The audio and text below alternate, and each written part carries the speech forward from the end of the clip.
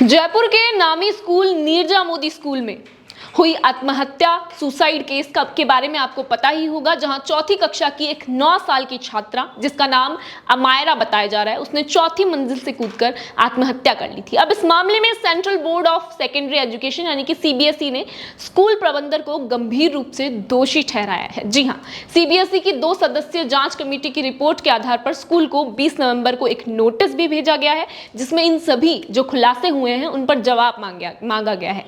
Report में school पर बच्चों की सुरक्षा, बुलिंग रोकथाम और इंफ्रास्ट्रक्चर से जुड़ी बड़ी खामियां उजागर हुई थी, जो इस जांच कमेटी को देखने को मिली। जांच में यह भी सामने आया, बड़ी ही चौंकाने वाले खुलासे इस जांच में हुए हैं, जहां देखा जा रहा है कि लगातार बुलिंग की घटनाएं हो रही थी लेकिन इसे अनदेखा किया जा रहा था। अगर बात करें अमायरा की, तो करीब 18 महीनों से वो बुलिंग की शिकायत कर रही थी, लेकिन मैनेजमेंट और स्कूल प्रबंधन ने इसे पूरी तरह से नकारा, यानी कि ध्यान नहीं दिया। मई से अक्टूबर 2025 के बीच कम से कम 6 बार बुलिंग के मामले सामने आए, लेकिन टीचर्स और मैनेजमेंट ने इस पर ना ही कोई कार्यवाही की, ना ही कोई एक्शन लिया। 12 नवंबर को कमेटी ने अमायरा के पेरेंट्स से यानी माता पिता से मुलाकात भी की, जहां उन्होंने इस बुलिंग के मामले की विस्तृत जानकारी उनसे ली।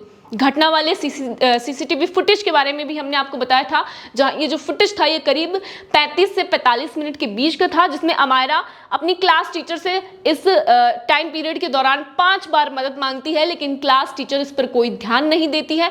फिर क्लिप में देखा जा सकता है कि डिजिटल स्लेट्स पर जो क्लासमेट है वो उसे कुछ चीजें लिखकर दे रहे हैं, जिस पर अमायरा बहुत ही परेशान, शर्मिंदा और हैरान नजर आ रही है।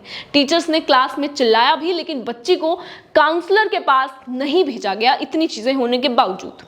सीबीएसई की एंटी बुलिंग गाइडलाइंस, पॉक्सो नियमों और चाइल्ड प्रोटेक्शन प्रोटोकॉल को स्पष्ट रूप से स्कूल में उल्लंघन किया गया है, यानी इस पर कोई भी ध्यान नहीं दिया गया है। सुरक्षा और इंफ्रास्ट्रक्चर में बड़ी खामियां स्कूल में देखने को मिली।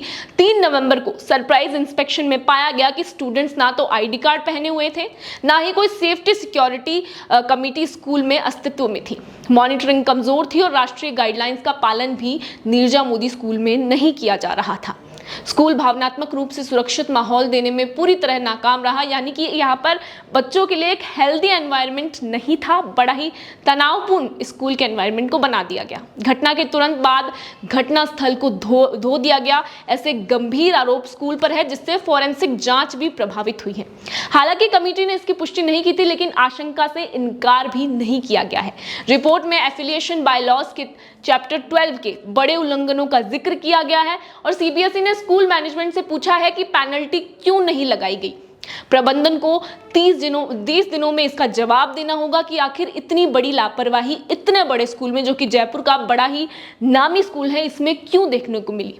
और अगर वो इस चीज में जवाब देने में नाकाम होते हैं तो चेतावनी के साथ जुर्माना, एफिलिएशन डाउनग्रेड, सस्पेंशन जैसे रिजल्ट स्कूल को देखने को मिल सकते हैं। अब इसके साथ ही अमायरा के परिजनों, जो कि लंबे समय से बुलिंग की शिकायत कर रहे थे, जिन्होंने लगातार कहा था कि उनकी बच्ची को स्कूल में अनसुना किया जा रहा है और उसके साथ बुलिंग हो रही है। अगर बात करें तो अमायरा के मां ने यह भी बताया था कि जो उस दिन वाला यानी कि जो घटना वाला आत्महत्या वाला जो सीसीटीवी फुटेज है, उसमें बच्ची बड़ी ही परेशान नजर आ रही है, जहां जो उसके क्लासमेट्स हैं वो उसे डिजिटल स्लेट्स पर कुछ लिख कर दे रहे हैं, जिसमें अमायरा बार बार टीचर के पास जाती है, मदद मांगती है, लेकिन टीचर उसे ही डांट कर उसे बिठा देती है और बच्चे उसे लगातार परेशान करते हुए नजर आते हैं। अब इस सीसीटीवी फुटेज पर उसके पेरेंट्स ने, उसके परिजनों ने बड़े ही गंभीर सवाल उठाए थे और ये मांग की थी कि स्कूल पर एक बार ताला लगना चाहिए और इस पर बड़ा जुर्माना प्रशासन को लगाना चाहिए, ताकि दोबारा ऐसे माहौल में कोई बच्ची सुसाइड करने पर मजबूर ना हो। अब इस खबर पर आपकी क्या राय है, आप हमें कमेंट सेक्शन में बता सकते हैं। तब तक के लिए बने रहिए हमारे चैनल द खटक के साथ।